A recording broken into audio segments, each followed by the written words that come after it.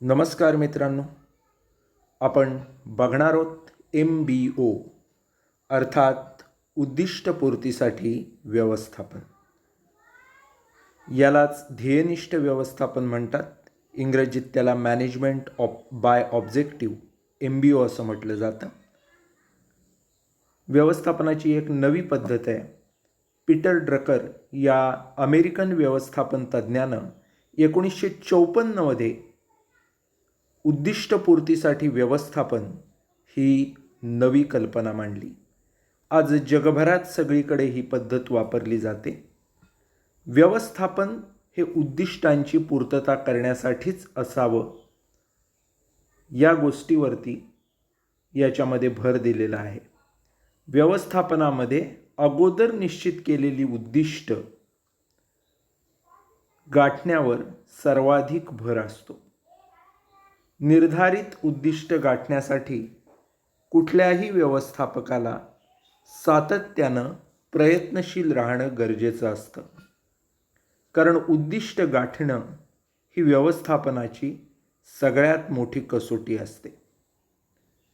Peter Drucker यांनी ही संकल्पना मांडलेली असल्यामुळं पीटर ड्रकर यांना MBOचे जनक असं म्हटलं जातं. मित्रांनो, ज्यावेळी आपण उद्दिष्टपूर्तीसाठी व्यवस्थापन या संकल्पनेची व्याख्या करण्याचा विचार करतो, त्यावेळी एक व्याख्या आपल्या समोर येते, पीटर ड्रकर यांनीच केलेली. ती म्हणजे व्यवस्थापनात स्वयंनियंत्रण यावे, अभिप्रेरणेची वेगळी गरज भासू नये, म्हणून व्यवस्थापक आणि त्यांचे सहाय्यक हे संयुक्तरित्या उद्दिष्ट सफल होण्यासाठी प्रयत्नशील असतात.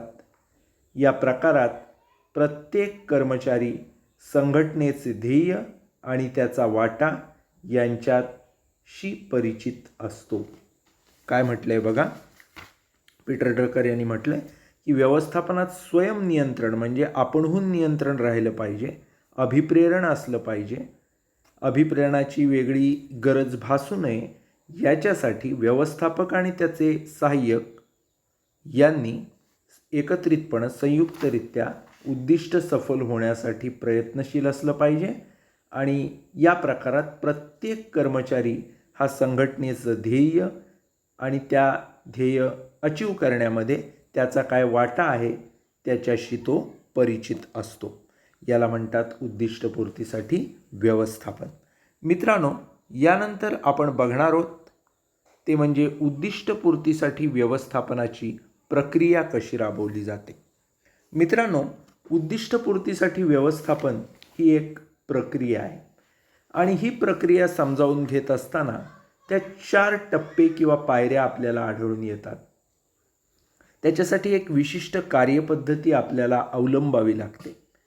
कोणत्या असतात त्या 4 पायऱ्या? तर पहिली असते संघटनेची उद्दिष्ट निश्चित करणं, दुसरी असते व्यवस्थापकांसाठी उद्दिष्ट निश्चित करणं, तिसरी असते व्यवस्थापकांच्या कार्याचे पुनरावलोकन करणं आणि शेवटची असते व्यवस्थापकांशी सल्लामसलत करणं.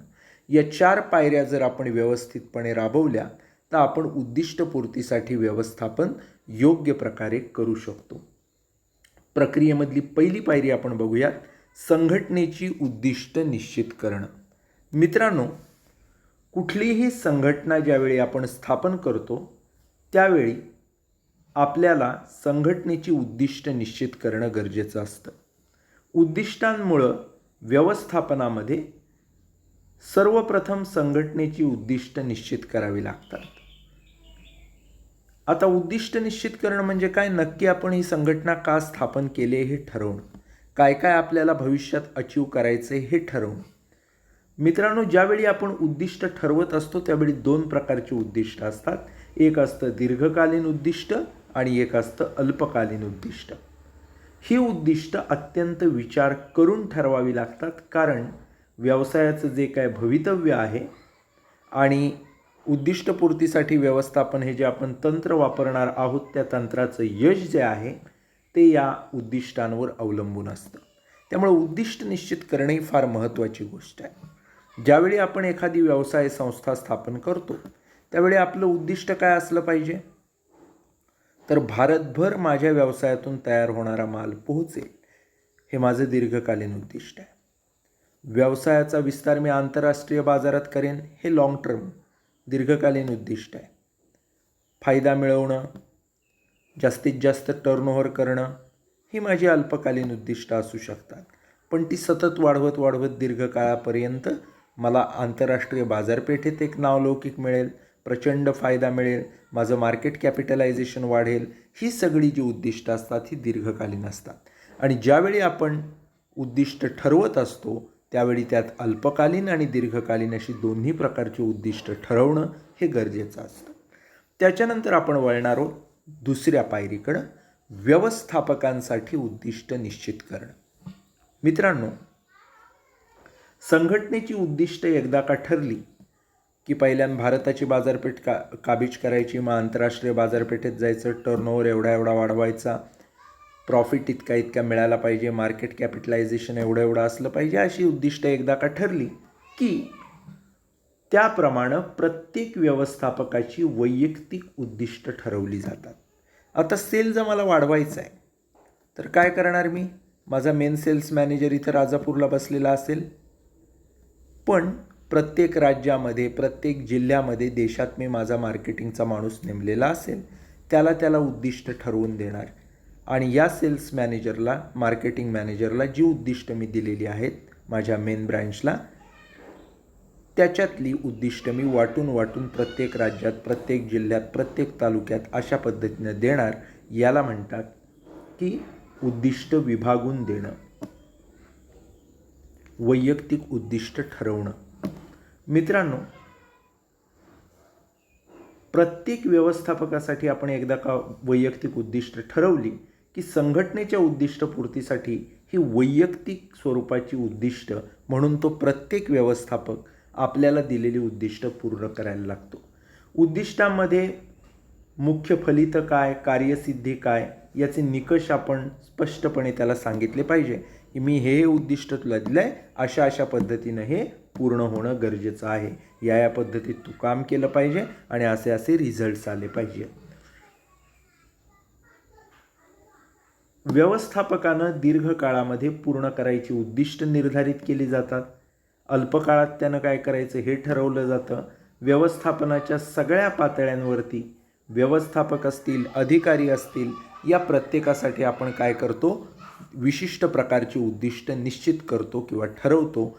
हे सगळं येतं व्यवस्थापकांसाठी उद्दिष्ट निश्चित करणं याच्यामध्ये. पुढचा जो तिसरा पॉईंट आहे तो म्हणजे व्यवस्थापकांच्या कार्याचं पुनरावलोकन करणं. मित्रांनो, व्यवस्थापकांच्या कार्याचं पुनरावलोकन करणं म्हणजे काय, तर व्यवस्थापकांची उद्दिष्ट ठरवल्यानंतर त्यांच्या कार्यावर वरिष्ठांकडून लक्ष ठेवलं जातं. मुख्य व्यवस्थापक असतो तो राज्याच्या पातळीवर लक्ष ठेवेल, राज्याच्या पातळीवरचा जिल्ह्याच्या पातळीवर ठेवेल, जिल्ह्याच्या पातळीवरचा तालुक्याच्या पातळीवर ठेवेल. अशा पद्धतीनं मुख्य व्यवस्थापक त्यांच्या हाताखाली काम करणाऱ्या किंवा त्यांना रिपोर्टेबल असणाऱ्या व्यवस्थापकांवर लक्ष ठेवतो. विशिष्ट कालावधीनंतर त्यांचा आढावा घेतो. त्यांनी पूर्ण केलेल्या कार्य काय आहेत, उद्दिष्ट कोणती आहेत, याचं पुनरावलोकन केलं जातं. कार्याच्या प्रगतीबद्दल विचारविनिमय केला जातो, चर्चा केली जाते. त्याच्यामधून उद्दिष्टपूर्तीकडे जाण्यासाठी योग्य असं मार्गदर्शन मिळतं. उद्दिष्टपूर्ती ही विशिष्ट वेळेत अपेक्षित गतीनं व्हावी म्हणून पुनरावलोकन करण्यात येतं. या सगळ्या ज्या गोष्टी असतात त्याला म्हणतात व्यवस्थापकांच्या कार्याचं पुनरावलोकन करणं. त्याच्यानंतरचं जे असतं ते म्हणजे व्यवस्थापकांशी सल्लामसलत करणं. उद्दिष्टाद्वारे व्यवस्थापनामध्ये वरिष्ठ आपल्या व्यवस्थापकांशी सतत संपर्क ठेवून असतात. व्यवस्थापकाकडून प्रगतीचा अहवाल मागवतात. उद्दिष्टपूर्तीमध्ये काय अडचणी आल्या, काय समस्या आल्या, कोणत्या उणिवा होत्या, दोष कोणते होते हे समजून घेतात आणि ते दूर करण्यासाठी सल्ला देतात. कारण उद्दिष्टपूर्तीमधले अडथळे जर आपण चटकन दूर केले तर अशा वेळी उद्दिष्टपूर्तीचा मार्ग किंवा उद्दिष्टपूर्ती करणं हे सहज शक्य असतं. उद्दिष्टपूर्तीचा मार्ग व्यवस्थित करण्यासाठीच ही सल्लामसलत केली जात असते. त्यामुळं व्यवस्थापकांशी योग्य प्रकारे सल्लामसलत करून उद्दिष्ट ठरवलेली जी होती त्यातली कोणती साध्य झाली, कोणती नाही झाली हे बघितलं जातं. नसतील झाली तर ती का नाही झाली हे बघितलं जातं आणि ती साध्य करण्यासाठी काय करावं लागेल याचा सल्ला दिला जातो. याला म्हणतात व्यवस्थापकाशी सल्लामसलत करणं. तर अशा रीतीनं उद्दिष्टपूर्तीसाठी व्यवस्थापन ज्यावेळी आपण म्हणतो त्यावेळी या 4 स्टेपच्या माध्यमातून ते केलं जातं. पुढच्या भागाकडे आपण वळणार आहोत. उद्दिष्टपूर्तीसाठी व्यवस्थापनाचे फायदे. मित्रांनो, ज्यावेळी आपण उद्दिष्टपूर्तीसाठी व्यवस्थापन असं म्हणतो, MBO असं म्हणतो, त्यावेळी त्याचे काय फायदे आहेत ते बघितले पाहिजे. पहिला फायदा असतो तो म्हणजे नियोजनाला मदत. MBOचं तंत्र हे नियोजनाला मदत आहे.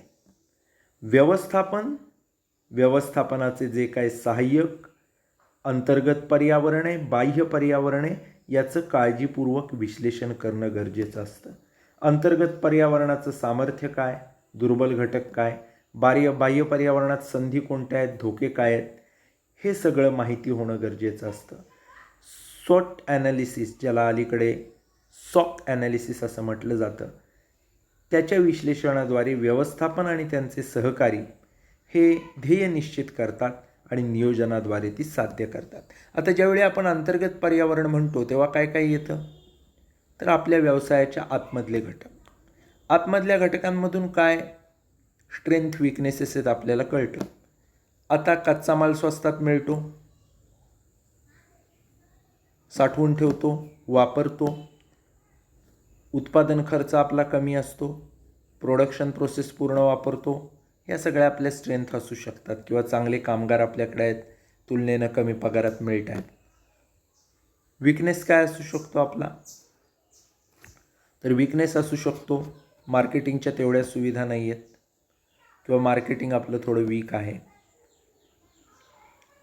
ऑपॉर्च्युनिटीज आणि चॅलेंजेस जेव्हा आपण बघतो तेव्हा ऑपॉर्च्युनिटी काय असू शकते, आपल्या उत्पादनाची विक्री किंवा नावलौकिक चांगला आहे, आपलं उत्पादन आंतरराष्ट्रीय बाजारपेठेपर्यंत जाते, तुलनेनं आपल्या अपेक्षा जास्त किमती आहेत लोकांच्या त्याच प्रकारच्या उत्पादनाच्या. चॅलेंज काय असू शकतं, तर चॅलेंज असू शकतं आपला उत्पादन खर्च जास्त आहे, मार्केटिंगमध्ये आपण कुठंतरी कमी पडलो आहे, कॉम्पिटेटिव्ह त्याच प्रकारची अनेक उत्पादनं आहेत. तर या सगळ्या गोष्टी अंतर्गत आणि बाह्य पर्यावरणाचा आढावा घेतला उद्दिष्टपूर्तीसाठी व्यवस्थापनामध्ये की त्याच्या माध्यमातून आपल्याला काय नियोजन करायचं आहे याच्यासाठी मदत होऊ शकते.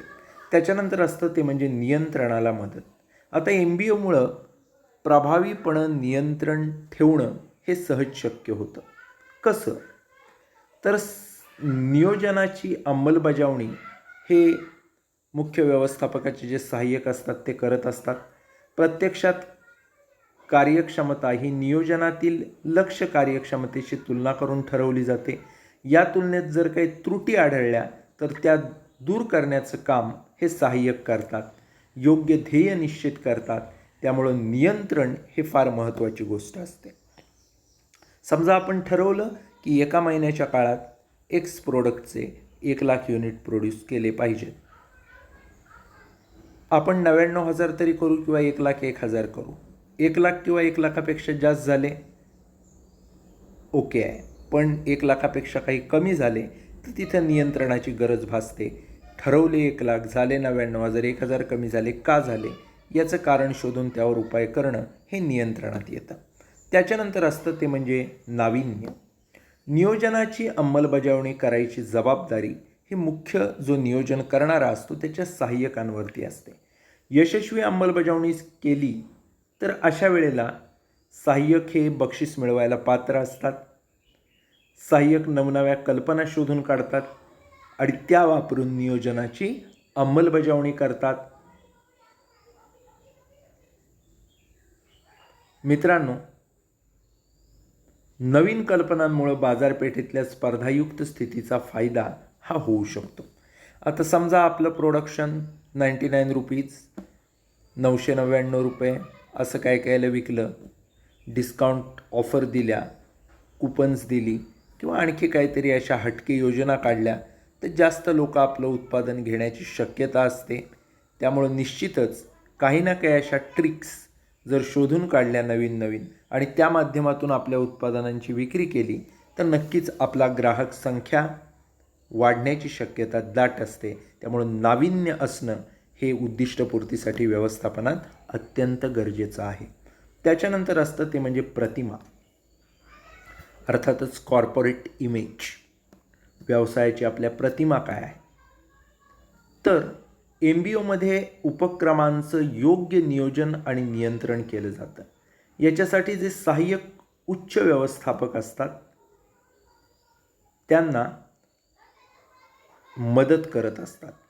MBO संघटनेमध्ये चांगले निकाल मिळवून देत असते. संघटनेची प्रतिमा ही त्याचे अनेक जे आधारस्तंभ आहेत, घटक आहेत, त्याच्यावर अवलंबून असते. कोणते कोणते असतात ते? ग्राहक असतो, कामगार असतो, भागधारक असतात, वेगवेगळे डीलर्स असतात, व्यवस्थापन असतं. हे सगळे कसं काम करतात, काय प्रकारे काम करतात, याच्यावरती संघटनेची प्रतिमा कशी असेल हे अवलंबून असतं.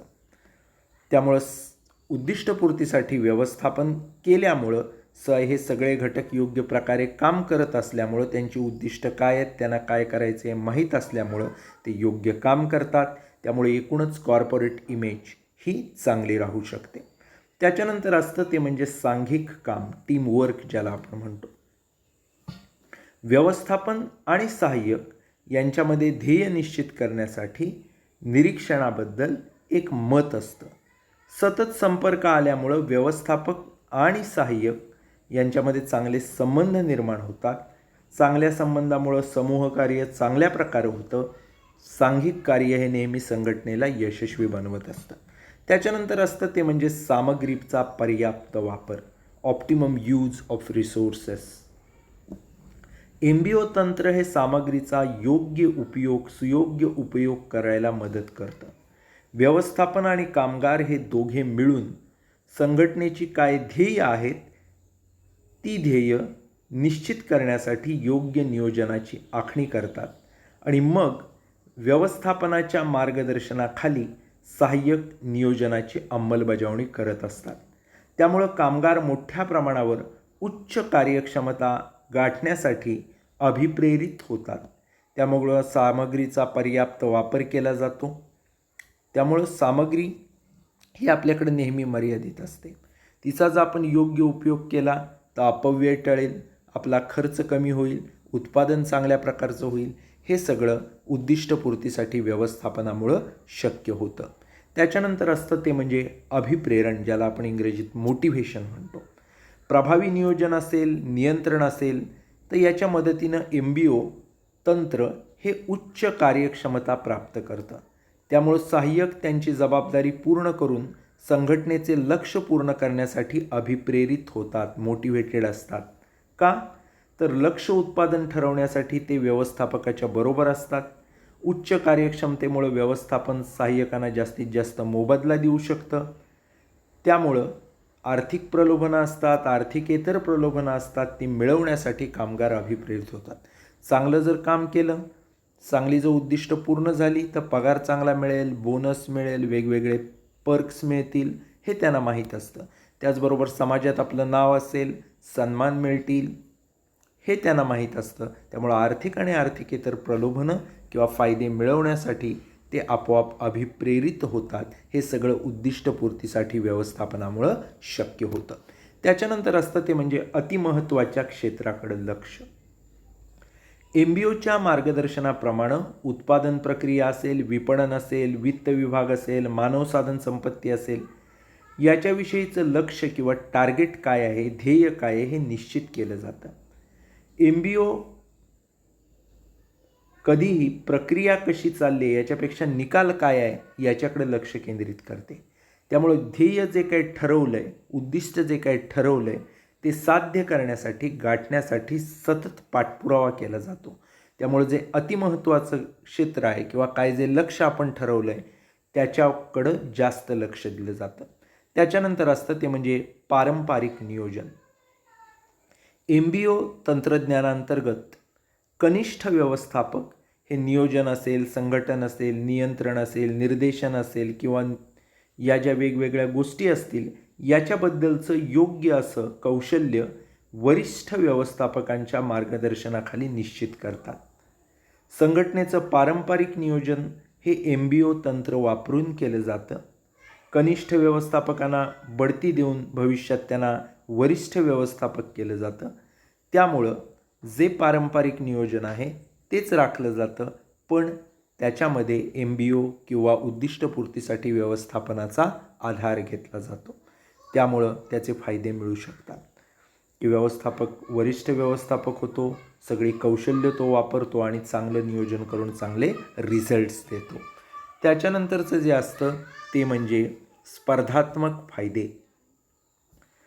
आता बाजारपेठेतल्या स्पर्धायुक्त स्थितीचे फायदे मिळवण्यासाठी MBO तंत्रज्ञान हे नेहमी फायदेशीर असतं. व्यवस्थापक स्वयंप्रेरितपणे योग्य निर्णय घेत असतो. कोणते निर्णय असतील? नवीन आराखडा तयार करायचा असेल, विक्री वृद्धीच्या योजना असतील, ग्राहक संबंध चांगले कसे ठेवता येतील यासाठीचं तंत्र असेल, हे सगळं स्वयंप्रेरित निर्णय हे व्यवस्थापक घेत असतो आणि स्पर्धेला सक्षमपणे तोंड देऊन स्पर्धात्मक बाजारपेठेचे फायदे कसे मिळवता येतील हे तो त्या माध्यमातून बघत असतो. त्यामुळं मित्रांनो, हे सगळे जे आपण आत्ता बघितले हे फायदे उद्दिष्टपूर्तीसाठी व्यवस्थापन या संकल्पनेमधून आपण मिळवू शकतो. या ठिकाणी आपण उद्दिष्टपूर्तीसाठी व्यवस्थापन म्हणजे काय, उद्दिष्टपूर्तीसाठी व्यवस्थापनची प्रक्रिया काय आहे, त्यात कोणते टप्पे आहेत आणि याचे फायदे कोणकोणते होतात हे आपण बघितलेलं आहे. या ठिकाणी आपण थांबूयात. धन्यवाद.